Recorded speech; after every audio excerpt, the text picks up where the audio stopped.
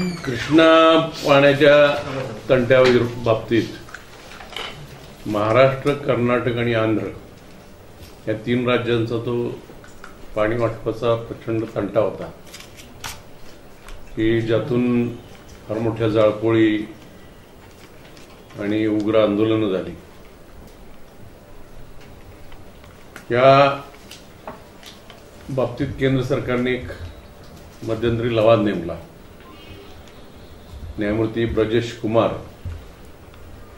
असे या लवादाचं नाव होतं। निवृत्त न्यायाधीश होते।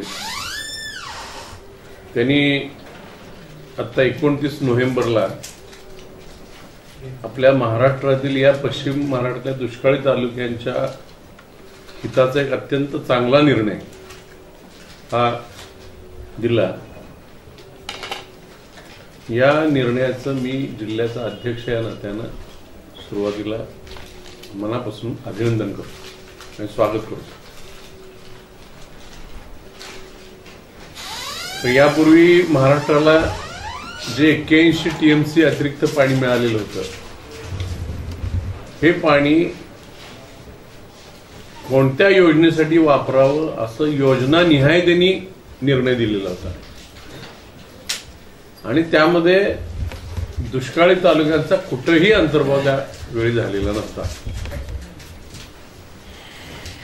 म्हणून ही दुष्काळी तालुक्यांची मागणी या न्यायमूर्ती ब्रजेश कुमार यांच्या लवादापुढे महाराष्ट्राने मांडली। महाराष्ट्राचे जे वकील होते दीपक नारगोलकर आणि ॲडव्होकेट TR अंध्या रुजीना या दोघांनी अत्यंत प्रभावीपणे ही मागणी आयोगापुढे मांडली। आपल्या देशाचे कृषी मंत्री आदरणीय शरदचंद्र पवार साहेब, नामदार अजितदादा पवार, त्याचबरोबर या खात्याचे पूर्वीचे मंत्री नामदार रामराजे नाईक निंबाळकर, नामदार शशिकांतजी शिंदे, त्याचबरोबर पाटबंधारे खात्याचे अधिकारी आणि कृष्णा खोऱ्याचे अधिकारी यांनी अथक प्रयत्न करून महाराष्ट्राची ही बाजू, पश्चिम महाराष्ट्रातल्या या दुष्काळी तालुक्यांची बाजू ही अतिशय प्रभावीपणे मांडली आणि त्याचा फायदा झाला आणि आज 81 TMC पाणी हे आपल्याला जादा वापरायला परवानगी मिळाली। आता हे सगळं होत असताना पुन्हा हे जिल्ह्यातलं पाणी, धरणं जिल्ह्यातली, पुनर्वसन जिल्ह्यात, भूसंपादन जिल्ह्यात आणि पुन्हा जर हे पाणी जिल्ह्याच्या बाहेर गेलं आणि जिल्ह्याच्या दुष्काळी तालुक्यांच्यावर जर पुन्हा अन्याय झाला तर हे मात्र यावेळी अजिबात आम्ही खपवून घेणार नाही। यापूर्वी जे झालं ते झालं, त्याच्यावर आमचा लढा आहेच, परंतु आज हे जे 81 TMC पाणी जादा मिळालेलं आहे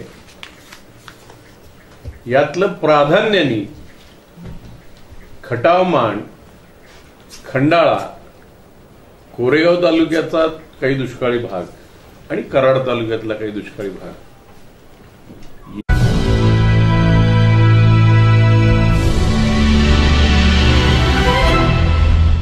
पट्ट्याला द्यायचा प्रयत्न जर झाला तर याला कडाडून विरोध हा आम्ही मंडळी करणार आहोत आणि म्हणून यासाठी आम्ही एक मागणी पत्रक तयार केलेलं आहे। आज खटावमाण आणि हे जे दुष्काळी तालुके, मी खंडाळा, कोरेगाव तालुक्याचा काही भाग, कराड तालुक्याचा, यासाठी ज्या योजना झालेल्या आहेत त्यामध्ये झिहे गटापूरसारखी योजना आहे, उरमोडी आहे, तारळी योजना आहे, टेंबू आहे आणि नव्याने सोळशी या योजनेचा प्राधान्याने विचार होणं गरजेचं आहे।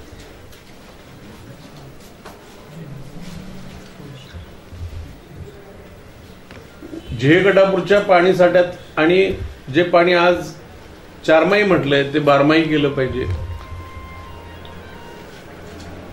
उरमोडी मधून 9,725 हेक्टर जमीन ही खटावची तेवढीच मांडची ओलिताखाली आणणार आहे. त्यामध्ये किमान 3-3 हजारनी वाढ झाली पाहिजे. 3,000 हेक्टर खटाव तालुक्याची 3,000 हेक्टर मांड तालुक्याची वाढली पाहिजे.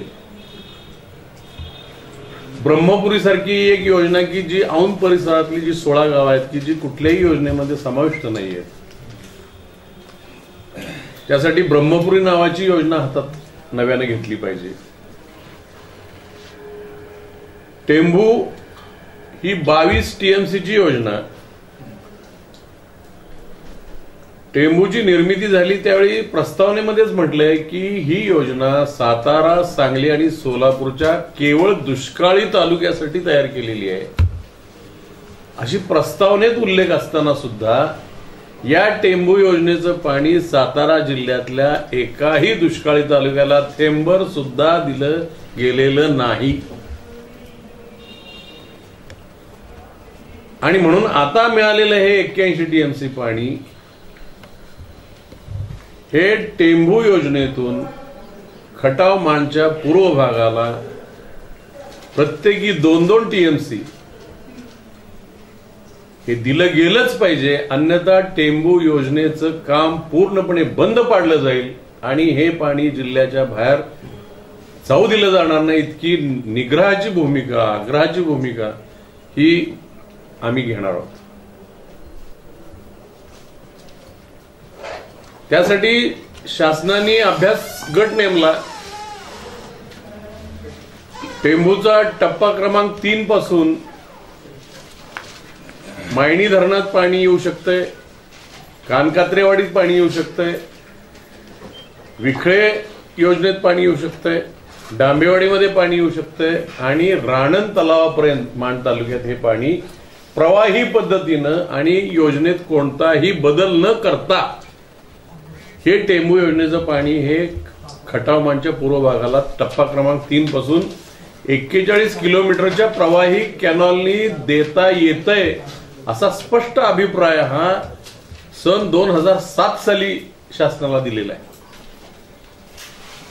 शासनाने त्याला प्रशासकीय मान्यताही दिली, पण पाणी उपलब्ध नाही असा शेरा मारला गेला. आता 81 टीएमसी पाणी मिळालंय, आम्हाला हे पाणी मिळालंच पाहिजे.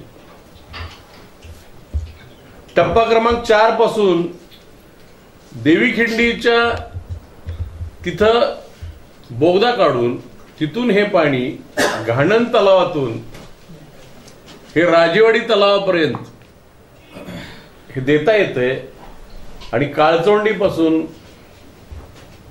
वरकुडे मलवडी पासून हा सगळा परिसर जो ती जी 16 गावं त्या परिसरातली जी ओलिताखाली येत नाहीत ही गावं या टप्पा क्रमांक 4 पासून ओलिताखाली आणता येतील असाही अभ्यास गटाने प्रस्ताव दिलेला आहे. या प्रस्तावाला सुद्धा शासनानं त्वरित मान्यता देऊन आता पाणी अलॉट केलं पाहिजे, दिलं पाहिजे. तारळीचं पाणी साठ्यात वाढ केली पाहिजे. तारळीच्या योजनेत खटाव मांडचा काही परिसर घेतलेला आहे तो ओलिताखाली आणला गेला पाहिजे.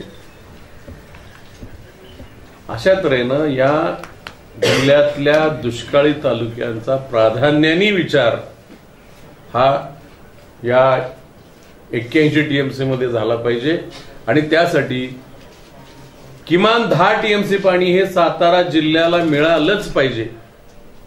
किमान 10 टीएमसी. यामध्ये कोणतीही तडजोड आम्ही स्वीकारणार नाही. प्रसंगी रस्त्यावर यायचं लागलं, रक्त सांडावं लागलं तरी आम्ही मागं पुढे पाहणार नाही. एवढा आम्ही निग्रहाचा हा विषय घेतलेला आहे. आणि यासाठी हे हिवाळी अधिवेशन संपलं की केंद्रीय कृषी मंत्री नामदार शरदचंद्रजी पवार साहेब, सन्माननीय उपमुख्यमंत्री अजितदादा, जलसंपदा मंत्री शशिकांतजी शिंदे, नियोजन मंडळाचे कार्याध्यक्ष रामराजे नाईक निंबाळकर, खटाव मांडचे लोकप्रतिनिधी, त्याचबरोबर माजी आमदार यात सदाशिव आलेच, माजी आमदार सदाशिवराव पोळ, खटाव मांडचे सर्व जिल्हा परिषद सदस्य, पंचायत समिती सदस्य, आणि दोन्ही तालुक्यातले सर्व प्रमुख पदाधिकारी शेतकरी यांची एक भव्य पाणी परिषद ही आम्ही हे हिवाळी अधिवेशन संपल्यावर लगेच घेणार आहे आणि त्यामध्ये पाण्याची मागणीसाठी हा अंतिम लढा म्हणून आम्ही जाहीर करणार आहे। आणि या पाणी परिषदेला आम्ही हे सगळं मागणीपत्र त्यावेळी सादर करणार आहे। आत्ताही आम्ही तयार केलंय, तेही मी उद्या पालकमंत्र्यांना म्हणजे परवा तर दिलंच मंत्रालयात, पण त्यावेळी हा निर्णय नव्हता झालेला। 27 तारखेला आमची मीटिंग झाली, 27 तारखेला आम्ही हे मागणीपत्र दिलं, पण त्यावेळी त्यांनी आम्हाला सांगितलं 29चा निर्णय येऊ द्यात, मग आपल्याला ह्याच्यावर निर्णय घेता येईल। आता निर्णय आमच्या सुदैवानं आलेला आहे। आता दुष्काळी तालुक्यातल्या जनतेला दिलासा न्यायमूर्ती ब्रजेश लवादांनी दिलेला आहे। आता शासनानं जर आम्हाला काही डावललं तर मात्र आम्ही गप्प बसणार नाही, हे करायला भागच पाडू, हा अंतिम इशारा या पाणी परिषदेत आम्ही देणार आहे। परंतु यासाठी आणखीन एक अडचण जी आलेली आहे की तालुका घटक धरून अनुशेष मोजावा, हे जर दुर्दैवाने या नागपूरच्या अधिवेशनात झालं नाही, कारण पाणी मिळालं, 81 टीएमसी पाणी दिलं, कदाचित त्याची मंजुरी आम्ही म्हणजे घेऊच, कदाचित नाही तर घेऊच, पण याला जर पैसाच जर अनुशेषामुळे मिळाला नाही तर पुन्हा 20 वर्ष 50 वर्ष या दुष्काळी तालुक्याच्या जनतेला होरपळायचं का?